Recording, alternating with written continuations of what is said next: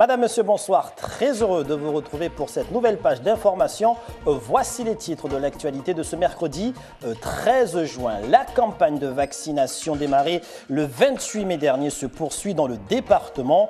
Ils sont près de 8000 enfants à avoir été vaccinés à mi-parcours. Nous ferons le point sur cette campagne de grande envergure dans un instant.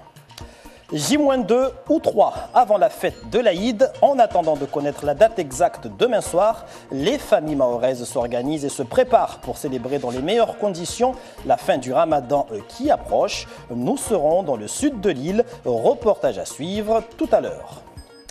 Et puis nous parlerons de football avec la Coupe du Monde qui démarre dès demain. Une soixantaine de matchs durant un mois, parmi lesquels 28 seront diffusés sur la première.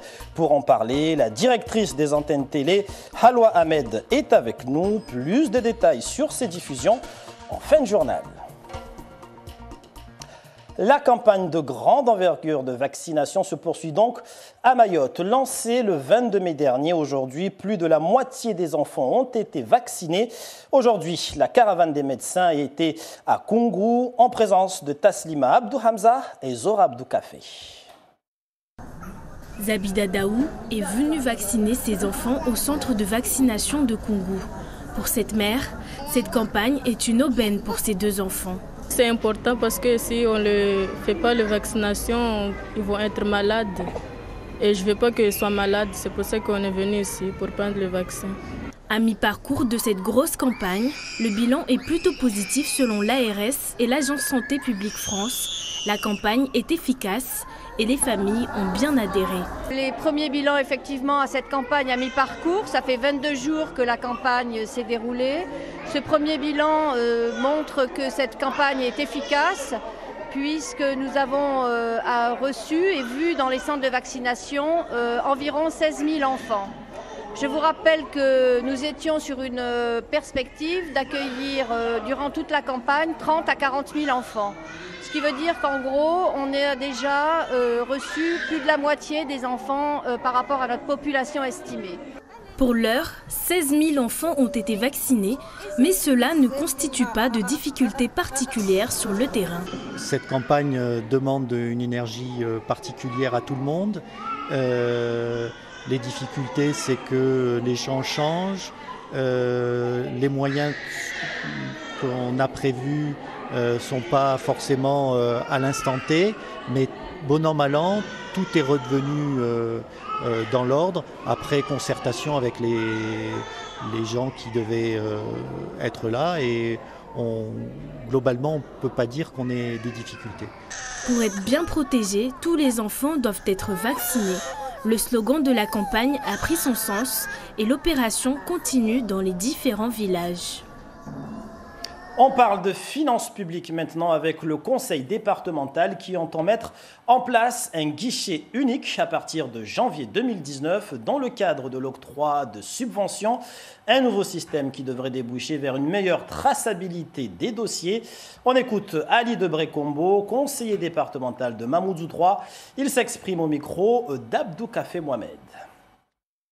À l'issue de ces réflexions, il est sorti la mise en place d'un guichet unique. Donc aujourd'hui, pour moi, le rapport vient nous donner raison et nous dire de poursuivre nos efforts et poursuivre dans le sens que nous avons commencé. Après, il y a des leçons, il y a des enseignements, je dirais plutôt des enseignements à tirer. Et ces enseignements, pour nous, c'est ce qui va nous permettre de nous perfectionner. Le guichet unique, c'est déjà la dématérialisation des demandes, une transparence dans l'instruction, l'attribution et un contrôle sur l'utilisation des fonds.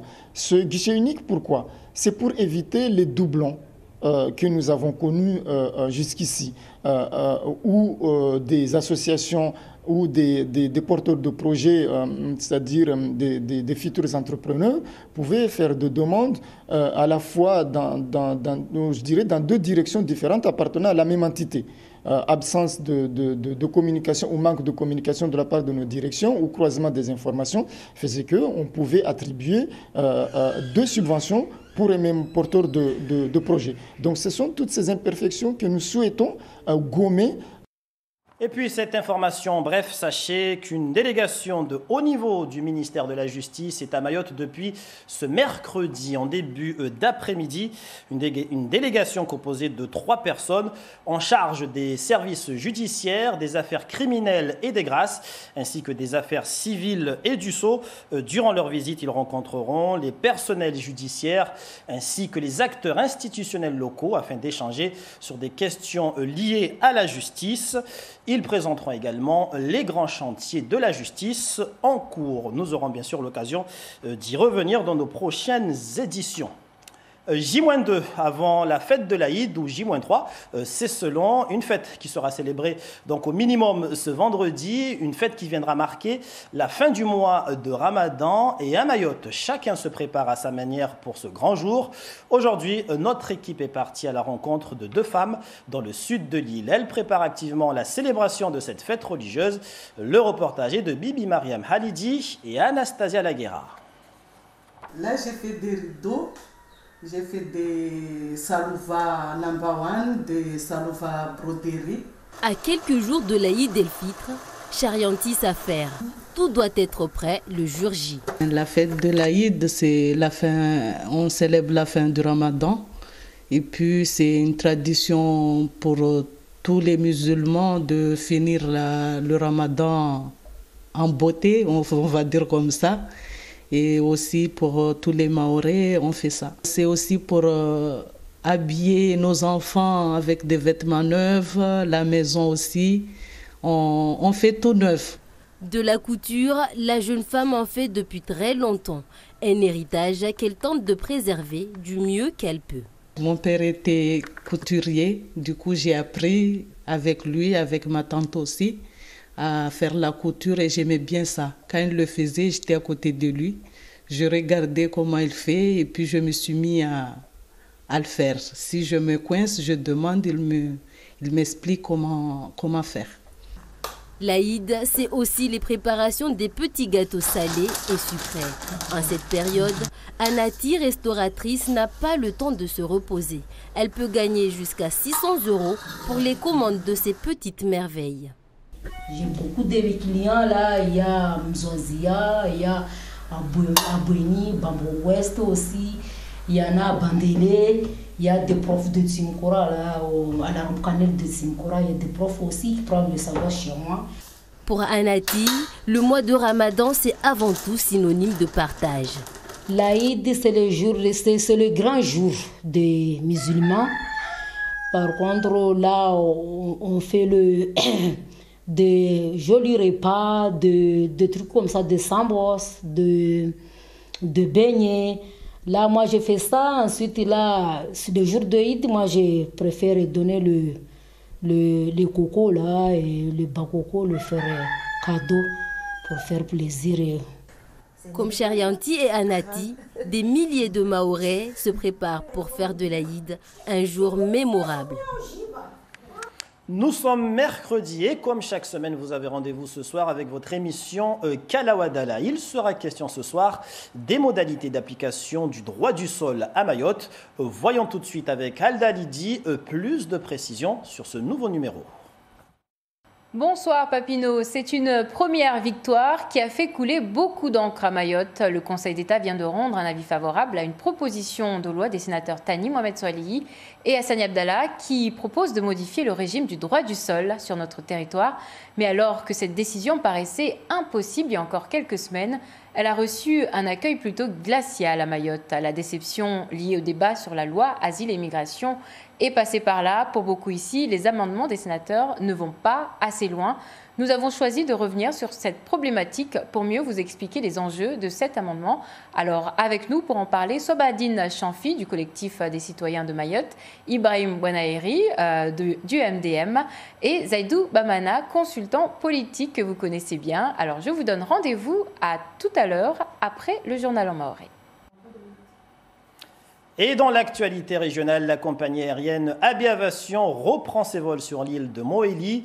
De fortes turbulences entre la compagnie et le gouvernement comorien avaient cloué l'ensemble de la flotte au sol durant plusieurs mois en 2017. Les vols régionaux ont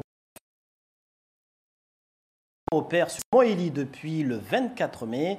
Un grand soulagement pour les acteurs touristiques locaux. Les précisions avec Hachim Saïd Hachim.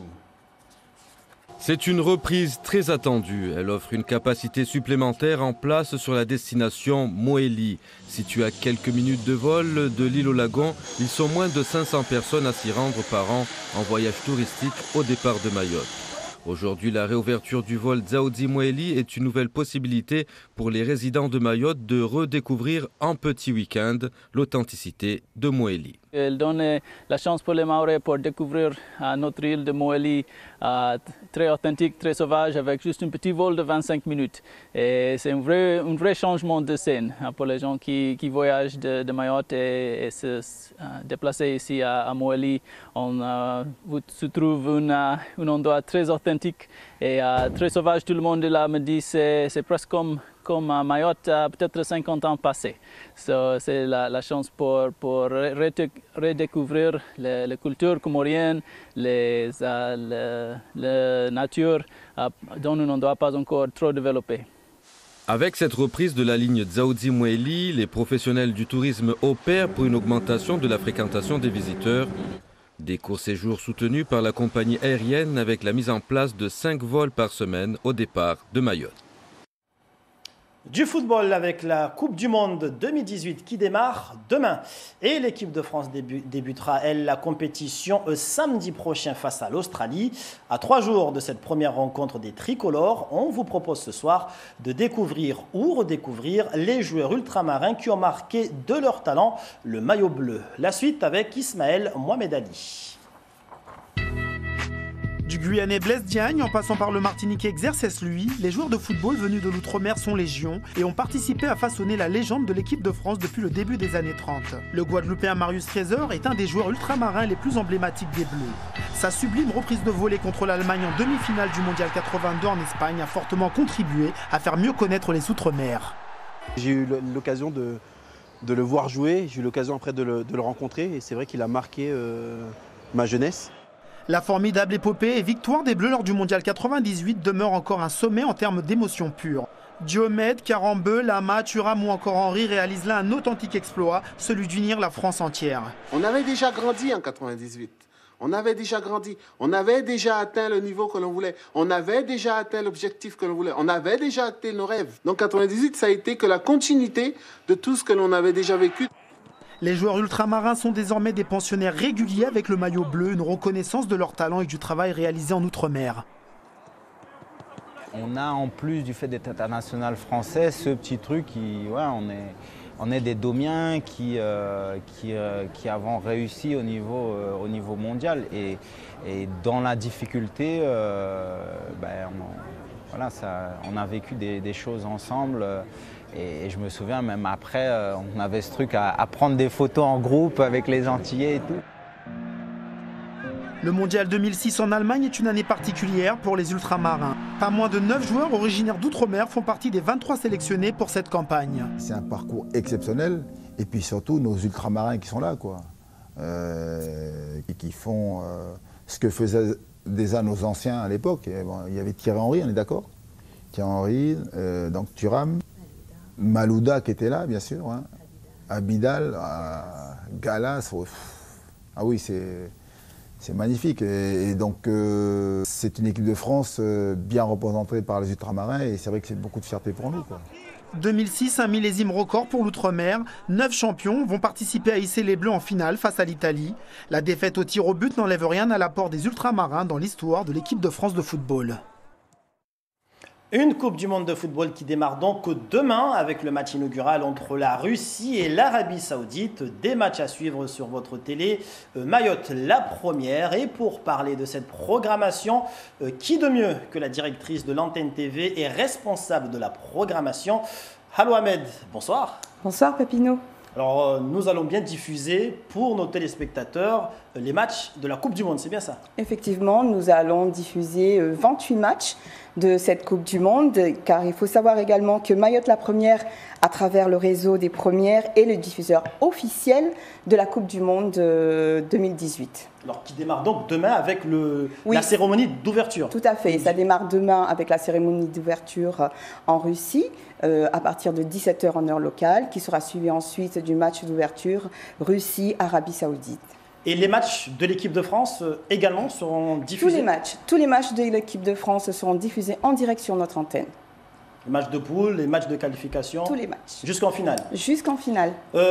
Autre chose, les horaires, est-ce que la diffusion de ces matchs, on sait que les horaires sont assez décalés par rapport à ces différents matchs de Coupe du Monde, est-ce que cela aura un impact sur l'horaire du journal? Oui, cela aura un impact sur les horaires de nos JT, c'est-à-dire que nous retrouverons en moyenne pendant cette Coupe du Monde 8 journaux de la première qui seront décalés par rapport à la diffusion du direct du match, parce que certains matchs auront lieu à 17h, d'autres à 18h, ce qui amènera nos journaux aux alentours de 20h et 21h. Donc priorité au football et priorité au sport, mais aussi il ne faut pas oublier l'actualité qui sera aussi sur notre antenne. Et durant la mi-temps également, Non, pas de diffusion de journal pendant la mi-temps, c'est interdit par la FIFA. Alors, qu'en est-il du live Facebook des JT? Comment ça se passera durant ce mondial? Pendant ce mondial, nous ne pourrons pas diffuser nos journaux en direct, en live Facebook, par rapport à la négociation des droits qui a lieu avec la FIFA. Voilà. Donc, pas de JT durant... Pas de droit pour le numérique, mais uniquement pour les antennes. Donc, au total, 28 matchs durant... 28 matchs durant cette Coupe du Monde, à ne pas louper sur la première. Merci Haloua de nous avoir apporté toutes ces précisions quant à la diffusion des matchs qui seront à suivre bien sûr sur votre télé, la première. Oui, il ne faut pas oublier également que nos téléspectateurs ou nos auditeurs pourront également suivre quelques matchs également grâce à nos confrères de France Bleu. C'est noté. En radio bien sûr. Merci Haloua. De rien Papineau. Du sport scolaire. Pour terminer, 250 jeunes joueurs de rugby ont participé ce mercredi à Chiconi au final académique organisé par l'UNSS. Des joueurs venus de toute l'île et encadrés par des profs d'EPS et des joueurs de club. Un grand rendez-vous annuel auquel ont assisté René Lataste et Géraldine Lui. Tenez la balle, vous courez, avance avec moi. Vous courez, vous faites comme ça. Petite séance d'échauffement sur la plage avant les matchs. Révision des fondamentaux, à commencer par les passes. 250 élèves de collège et lycée venus de toute l'île. Il y a ceux qui maîtrisent et les autres. Je fais ici, je leur montre comment on fait la passe et avoir aussi la réaction, de prendre la balle et d'avancer avec. Donc je dirais que leur niveau là pour les autres, ils sont faibles, là ils débutent. Je dirais qu'ils débutent complètement. Un rugby adapté, garçons et filles ensemble, sur la plage, sans chaussures, sans poteaux, sans plaquage, des matchs réduits à des mi-temps de moins de 10 minutes selon l'âge, mais toujours la passion du ballon ovale. Le rugby, c'est depuis que j'étais petite, donc c'est le rugby mon sport favori. C'est ma passion, j'aime le rugby. On joue ensemble. On se plaque, on s'amuse. Moi, j'aime pas les autres sports. Ce que j'aime dans le rugby, c'est plus plaquer, être défenseur. Ça a accroché énormément sur ces dernières années. Les élèves aiment ce sport. Déjà, vu qu'il y a différentes formes de pratique, on peut aller sur les stades, on peut aller sur la plage. Et puis les élèves ici sont un peu durs au mal. Ils aiment aller un petit peu au charbon, etc. Donc ils sont super contents de pouvoir pratiquer le rugby à Mayotte. Au final, une réussite et peut-être des vocations. Le rugby, je pourrais devenir prof, ou je suis apprenti maintenant, plus tard je pourrais devenir prof, ou joueuse de rugby, de championnat, ou participer dans plusieurs matchs. Ah, tu te vois un bel avenir en rugby? Oui, je peux voir un bon avenir au rugby.